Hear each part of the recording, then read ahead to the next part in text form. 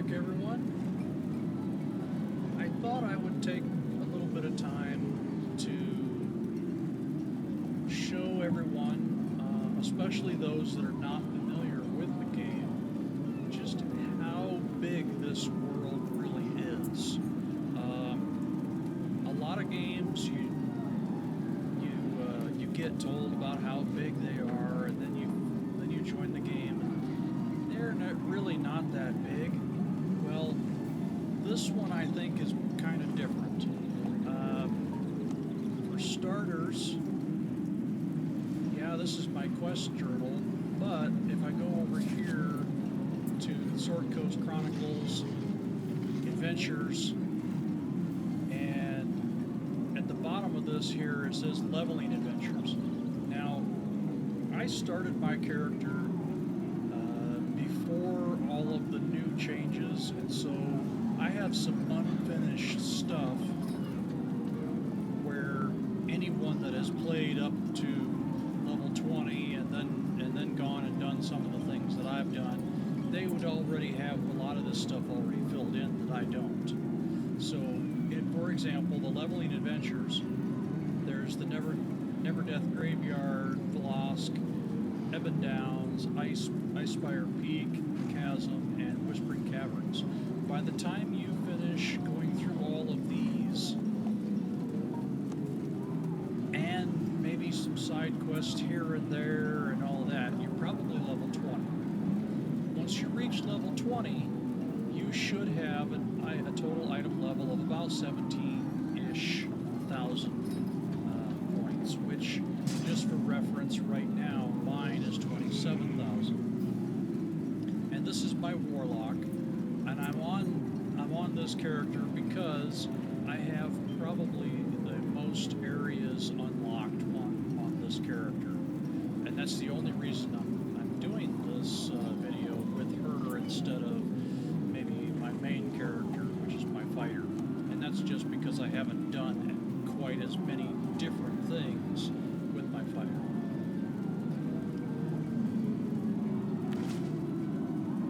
I do have a ranger that only has about, well, he's almost at 20,000 for his item level now, but he was at 17,000 when I created the first video with him. So, as a frame of reference at least. So, on this same page, if we go to the top, we see these other adventures. Well, on the side, it lists the recommended total item level in order to start those areas. So we've got Undermountain, Elemental Evil, the Dwarven King, and then the Maze Engine, and so on down the list. Well, Undermountain is an awesome place for those that are now level 20 to continue on questing, because there's some really nice gear that you can get in those quests there. And there's different areas within Undermountain. And I have not completed everything on this character like I have on one or two of my other characters. But that's okay. I also have completed the Elemental Evil on my fighter, which I haven't even started on this character. Then there's the Dwarven King, which I'm currently trying to work on with this character, and so on. Campaigns, lots of campaigns. So the legacy campaigns are where everybody starts at first, because the total item level is about 21,000 to start with the Dread Ring, whereas the Dragon Slayer is 18,000, and you can start there, but it's really tough. Even, I don't know if it's necessarily as tough to go after the second level of Dragon, because you have 3 people versus the first level is just a solo mission. But this one's kind of tough. And so I haven't really gotten very much. As you can see, there's a 3% advancement. Now what that is measuring is when I go to view the campaign. Excuse me. And so it's saying that I have 3% of this filled up. Which, yeah, okay, that might be about 3%. And I'm a level 1 Dragon Hunter. So not really a whole lot going on here yet. You can look at the Dragon store. There's lots of stuff you can buy. Once you get the stuff from doing the campaign and just running and killing dragons. Unfortunately, the total or the item level for this stuff is not as great as it would appear to be at first. The first level stuff that you can get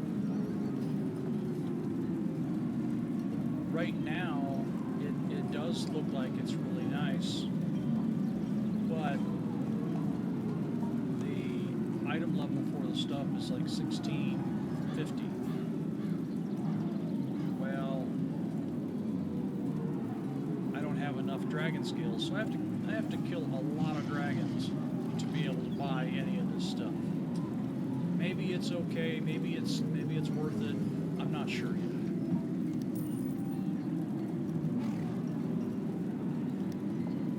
And so I haven't really done much with that one yet. The Dread Ring, you know, after you start the Dragon Slayer, you can do that for a little bit, but it's pretty easy to get 21,000 item level and start working on Dread Ring, Storm King's Thunder, and Icewind Dale. Dread Ring, I have 65%, and so here I've got a lot of stuff that I've worked on already on here. The main reason I worked on this so much is because for each one of these, I get a boon. And just refreshing people's memory of boons. So each time I get a boon, I can spend it here, and so I can add power, I can add critical strike, or critical avoidance, hit points. If I choose to, do more damage to cultists, which there are a lot of cultists, so maybe that's worth it, maybe not, I don't know. Extra gold, which running the campaigns, some of them use gold, some of them don't. Dread Ring, so we'll go over here to this one. It takes 2 gold for me to do the next level of this, so it does take some gold to do the campaign here. I'll not see Melinda escape justice. See, I can buy some armor, but it's really crappy armor. I mean, it really is. Item level 800, which is kind of, I'm not really sure why. I'm not sure that Neverwinter has really looked at their gear and item level stuff, because if you remember, to do the Dread Ring, it takes a total item level of 21,000. Well, Dragon Slayer is only 18,000, and the gear that we can get from that has a better item level than the Dread Ring. So I'm not sure what's going on there, but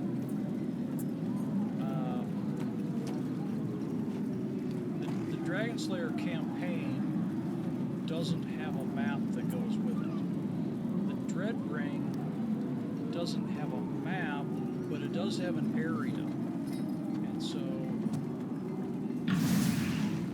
whoops, there. And so each of these spots on the map here is an area. So here's the Dread Ring, so I can go there, and it's an area. I suppose you could say it's a map of its own, but it's a small map. This whole page is what I call a map. So the Dread Ring has an area on the map.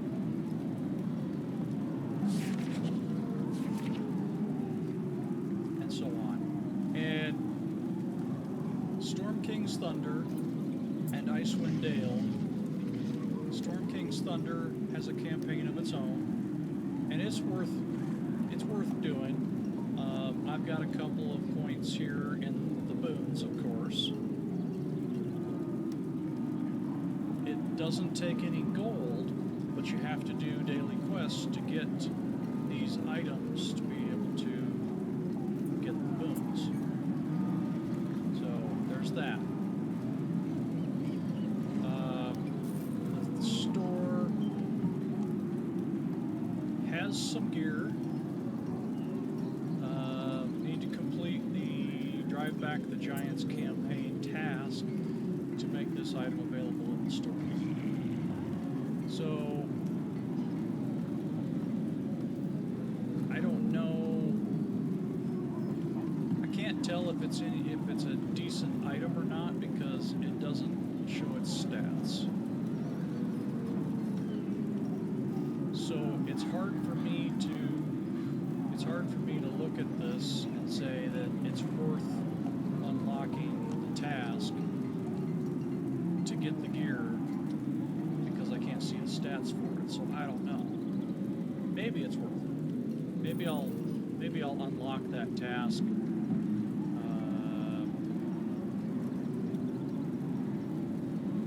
Where's it even at?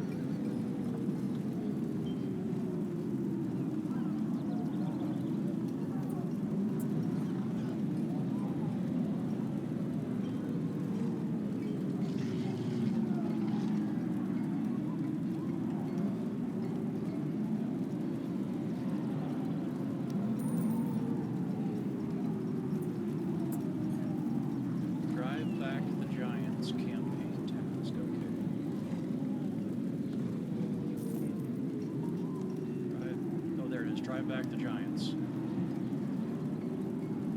So to get to there, I have to complete this one,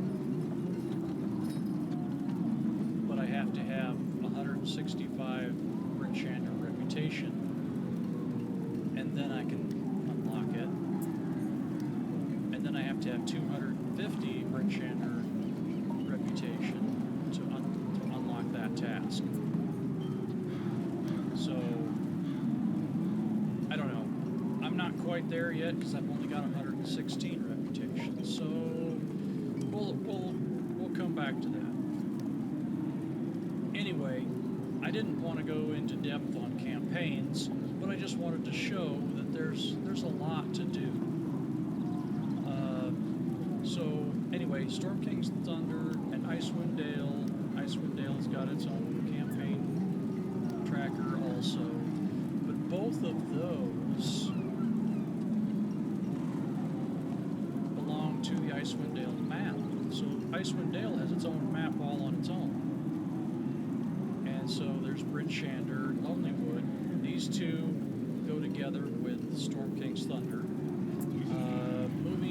The Sea of Moving Ice, this plays a part in Storm King's Thunder also, but later on in the campaign, I think. And then Kirkonig, Icewind Pass, and Dwarven Valley, these are all part of the Icewind Dale campaign. I'm not sure Cold Run, not sure when I get access to that. These two here, I just simply have to have a quest that I pick up in Kirkonig to go there. But these two I can go whenever I want. This one I can go whenever I want as well.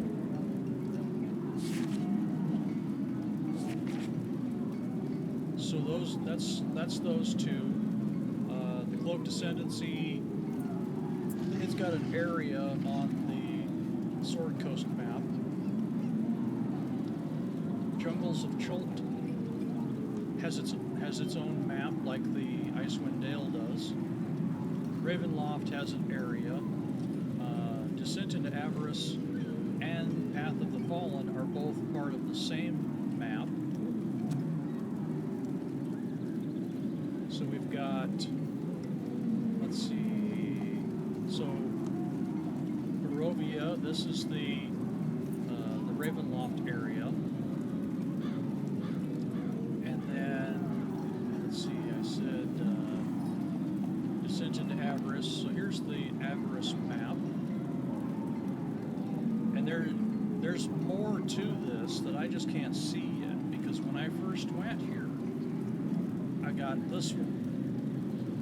Then as I did quests and picked up more quests, then it unlocked these other two areas.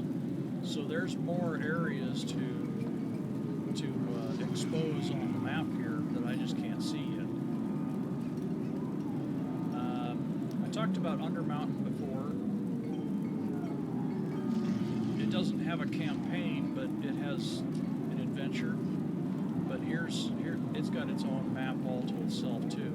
And there's more of these areas that are unlocked down here. I just haven't completed it far enough yet to get those.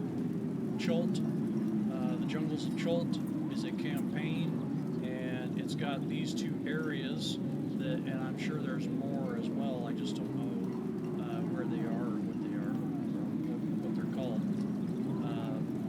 Because the same thing again, when I first got here, this was the only one I could see. So as I explored and did things with them, now I've got this one as well. So go back to the campaigns really quick. So that's the legacy campaigns, and then there's all of these regular campaigns. That this one requires a 40,000 total item level just to start. So I haven't started on that yet. This one down at the bottom with an 80,000 total item level, it's got this star because you can start this campaign regardless of your item level. And because of that, I've got an 8% because I've actually started on this campaign. And let's see. Yeah, right here. So I have a pair of gloves that I picked up from that area. And by area, I mean it's got its own area on the Sword Coast right here called Pirate Skyhole. So, just to give you another sense of how big this world is, this is the map that everybody starts on. All the brand new players start here, and so you've got the Neverwinter Graveyard, the Chasm, here's Evan Downs, Ice Spire Peak, Molosk, and so there's the Whispering Caverns up there. So there's the areas that you get just to start as you're leveling up and getting to level 20. But as I explained to someone else that doesn't play the game, I explained to them that this world is so large that leveling from 1 to 20, it's kind of like completing the intro how to play tutorial for a game. Because once you reach level 20, then you get access to all kinds of stuff. In fact, a lot of the campaigns and stuff I was talking about that have an 18,000 or higher item item level requirement to get there. Well, you can't even get an item level that high unless you're level 20. Or somebody just gave you stuff, which I don't even know if you can put the stuff on if you're not high enough level. Excuse me.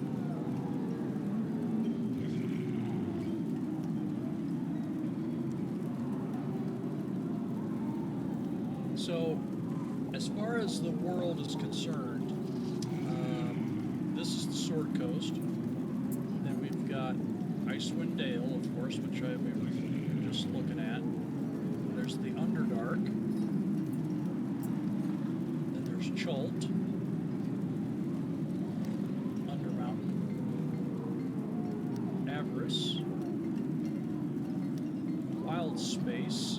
Now, Wild Space is unique because each of these is another whole map that has more stuff.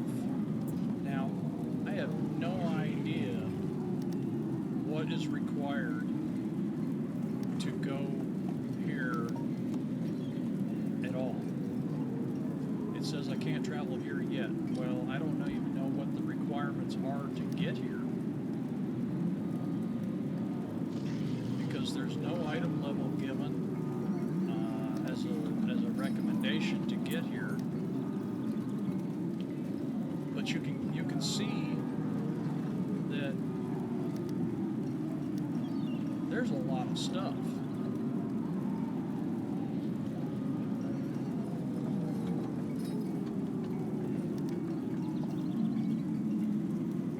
And then we're back to the Sword Coast. Now, there's also places that pop up on the map as temporary places that you can go. I don't know if yeah, this is one here that I think is a temporary because this is actually where I'm supposed to go for the quest.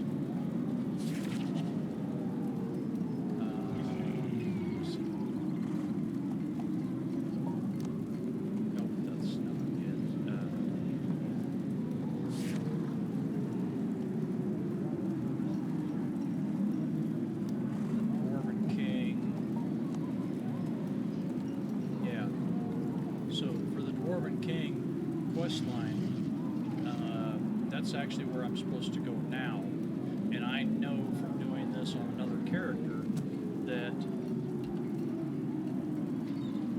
this is a temporary area. So these will pop up from time to time when you have a quest.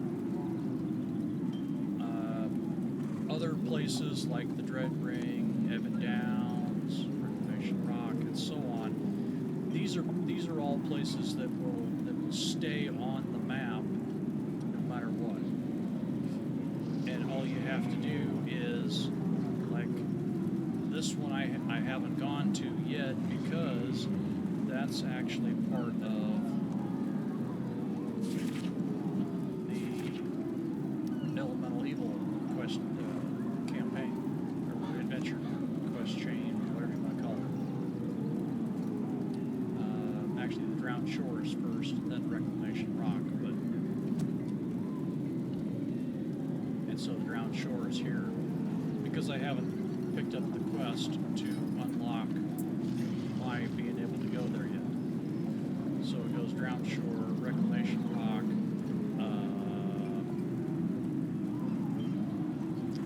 Fiery Pit, I think. Yeah, Fiery Pit, and then Spinward Rise. But that's all part of the Elemental Evil Elemental Evil quest chain. So, if you're not familiar with the game, but you're interested, I hope that shows that there's a lot of stuff to do, and that's just showing you the size of the world. There is so much you can do.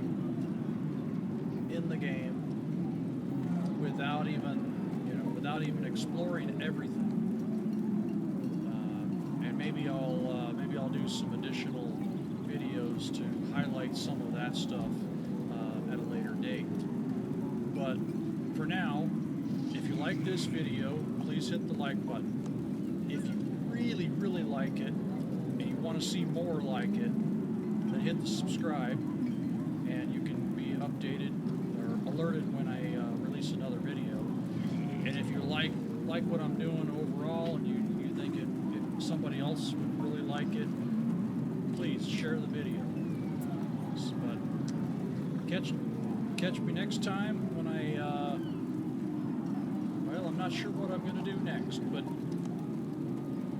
be sure to pay attention for next time, and we'll see what happens. Until then, have a good one.